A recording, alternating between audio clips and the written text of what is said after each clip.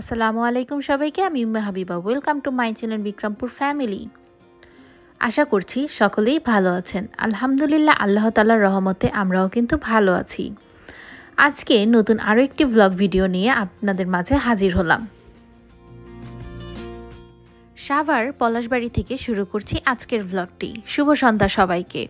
প্রতিদিন তো সকালবেলা থেকে ভ্লগটি শুরু করা হয়, কিন্তু আজকে সন্ধ্যার পর থেকেই আমার ব্লগটি শুরু করব। যদিও আজান কিন্তু দিয়ে দিয়েছে। আমি আজানের পর মাগরিবের আজানের পরে আমি গাছে পানি দেওয়ার জন্য বারান্দাতে এসেছি, কারণ শীতের দিনে কিন্তু প্রায় সময় দেখা গিয়েছে যে আলসামোর কারণেও অনেক সময় বারান্দাতে আসা হয় না। তাই এক এক করে কিন্তু সবগুলো গাছে কিন্তু আমি পানি দিয়ে দিচ্ছিলাম। যদিও আমার বারান্দাতে গাছের পরিমাণ অনেকটাই কম।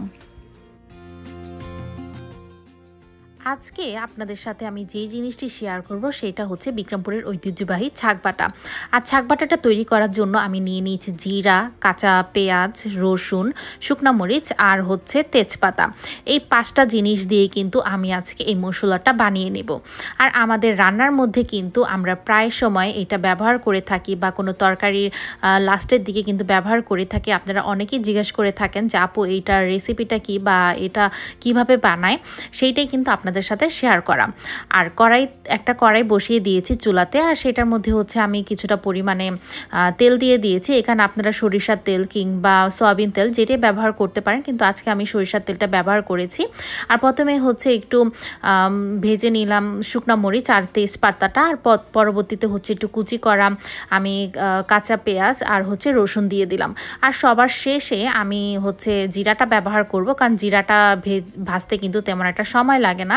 এইটা কিন্তু খুব ধৈর্য সহকারে নিয়ে ভাজা ভাজা করতে হয়, কারণ যদি আমরা এভাবে রেখে দিই নাড়াচাড়া না করতে করতে, তাহলে কিন্তু নিচ দিয়ে লেগে যাওয়ার সম্ভাবনা থাকে।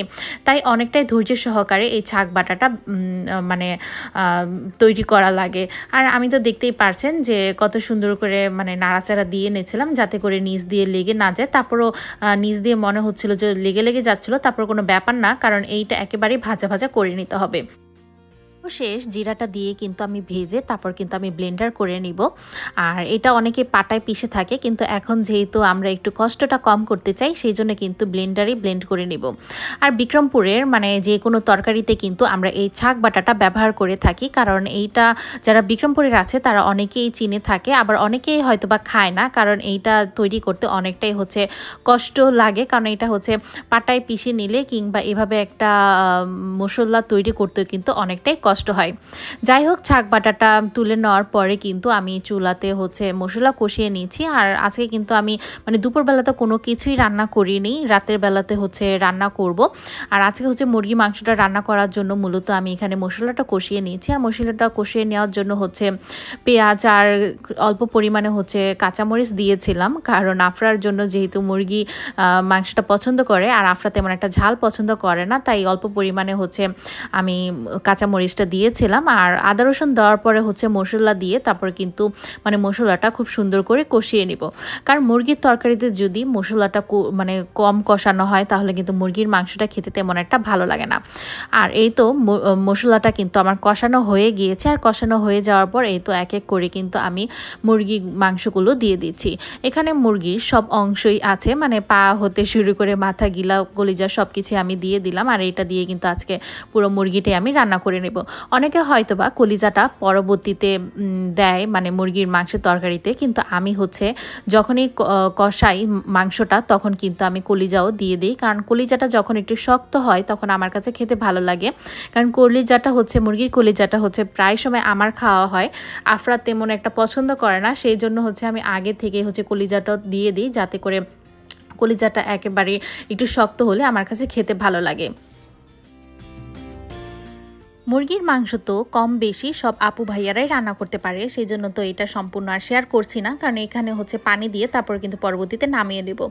আর অন্য চুলাতে দেখতেই পাচ্ছেন আমি একটা মশলা কষিয়ে নিয়েছি। এখানে মূলত আমি আরেকটা রান্না করব, সেটা টাকি মাছ দিয়ে লাউ দিয়ে।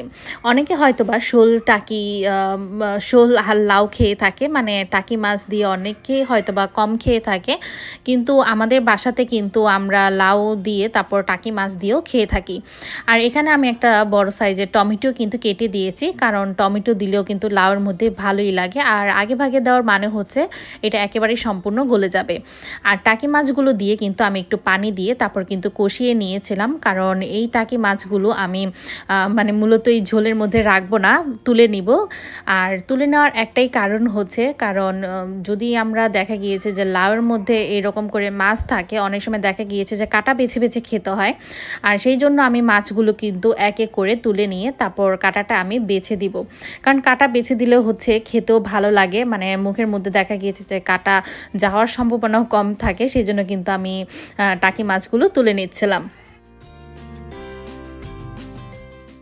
শীতের দিনে কিন্তু শোল মাছ দিয়ে লাউ দিয়ে আবার টাকি মাছ দিয়ে লাউ দিয়ে খেতে ভালোই লাগে। আর আজকে যেহেতু আমি মানে রাতের বেলায় রান্না করছিলাম, তাই তো গরম গরমই কিন্তু আজকে তরকারিটা আমাদের খাওয়া হবে।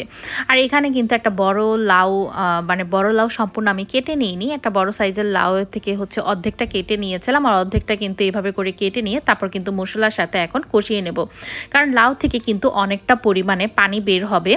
আর যে পানিটা দিয়ে কিনা একেবারে তরকারিটা কিন্তু সম্পূর্ণ রান্না হয়ে যাবে। এখন কিন্তু আমি মশলার সাথে লাউটা ভালো করে কষিয়ে নিয়েছিলাম।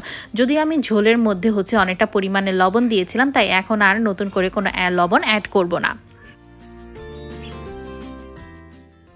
শীত, বর্ষা কিংবা গ্রীষ্ম যে কোনো ঋতুতেই কিন্তু দেখা গিয়েছে যে গরম গরম তরকারি খাওয়ার মজাটাই আলাদা। গরমের দিনেও কিন্তু গরম গরম তরকারিও খেতে ভালো লাগে, আবার শীতের দিনে তো না, মানে গরম গরম তরকারি না খেলেই নয়, কারণ গরম গরম তরকারিটা খেতে কিন্তু অনেকেই পছন্দ করে, তেমনি হচ্ছে আমরা। তো দুপুরে তো রান্না করা হয়নি, আমি আগেই বলেছি, রাতের বেলা কিন্তু রান্না করে নিচ্ছিলাম। আর আমি কিন্তু অফ ক্যামেরাতে দেখতে পারছেন যে টাকি মাছগুলো কাটাও কিন্তু এক এক করে বেছে নিয়েছি, মানে আছে হয়তো বা কিছু পরিমাণে কাটা, তারপর আমি যতটুকু সম্ভব পেরেছি মানে কাটাগুলো কিন্তু বেছে নিয়েছি। আর লাউ তরকারিতে আমরা কিন্তু যেই কাজটা করি সেটা হচ্ছে হালকা একটু মশলা দিই, কারণ লাউ তরকারিতে হচ্ছে আমরা কখনোই বেশি পরিমাণে মশলা অ্যাড করি না। এইটা আপনারা কি করে থাকেন নাকি তা অবশ্যই আমাকে কমেন্ট করে জানাতে ভুলবেন না। আর মশলা কষিয়ে নেওয়ার পরে তো দেখতেই পেরেছিলেন যে এক এক করে আমি তো রান্নাটা প্রায় কমপ্লিট হয়ে এসেছে, কারণ লাউটাও কিন্তু আমার প্রায় গলে এসেছে। আর এখন পর্যন্ত কিন্তু আমার তরকারিটার মধ্যে কিন্তু পানি আছে। তো পানি শুকানোর আগে হচ্ছে যে ছাক বাটাটা আমি করেছিলাম, যেটা আমি ব্লেন্ডার করে নিয়েছি। আর এই মিহি করে কিন্তু ব্লেন্ডার করে তারপর আমরা হচ্ছে নর্মাল ফ্রিজের ছাক বাটা সংরক্ষণ করি। আর এখন কিন্তু আমি এই যে লাউ আর টাকি মাছের যে একটা তরকারি রান্না করলাম, মানে এটা হচ্ছে লাউয়ের একটা তরকারি, সেটার মধ্যে কিন্তু অ্যাড করে দিলাম, কারণ এতে করে হচ্ছে ফ্লেভারটা ভালো আসবে। আর লাস্টে হচ্ছে আমি দিয়ে দিলাম এখানে ধনেপাতা। আর এখানে যখন একেবারে পানিটা একটু শুকিয়ে আসবে তখন কিন্তু আমি মানে তরকারিটা চুলা থেকে নামিয়ে নেব। রাতের বেলার খাবার কিন্তু আজকে আমাদের রেডি। আর এই তো গরম গরম তরকারি কিন্তু আমি নামিয়ে নিয়েছি, লাউ দিয়ে টাকি মাছ, সাথে ছিল মুরগির মাংস আর হচ্ছে সাদা ভাত। এই ছিল কিন্তু আজকের আমাদের রাতের খাবার। এমনিতে তো দেখা গিয়েছে যে দুপুরের খাবার আপনাদের সাথে শেয়ার করি, কিন্তু আজকে আমরা দুপুরবেলা মানে কিছুই বলতে মানে বাবার বাড়ি খেয়েছিলাম। আর আফরা বাবা হচ্ছে বাসায় আসেনি, যার কারণে হচ্ছে দুপুরে আমি রান্না করিনি, ভাবছিলাম যে রাতের বেলায় রান্না করব আর গরম গরম খাবো। আর প্রথমে হচ্ছে আফরার জন্য আমি খাবারটা বেড়ে নিচ্ছিলাম, কারণ ওকে খাওয়ানোর পরেই মূলত কিন্তু আমরা খেতে বসি। আর ওকে খাওয়ানো মানে বাচ্চা যদি আগে একটা খাওয়াই তাহলে দেখা গিয়েছে যে অনেকটা পরিমাণে কাজ কিন্তু আমাদের শেষ হয়ে যায়, যে না বাচ্চার পেট শান্তি আছে, তার মানে আমাদেরও মানে কোনো কষ্ট নেই।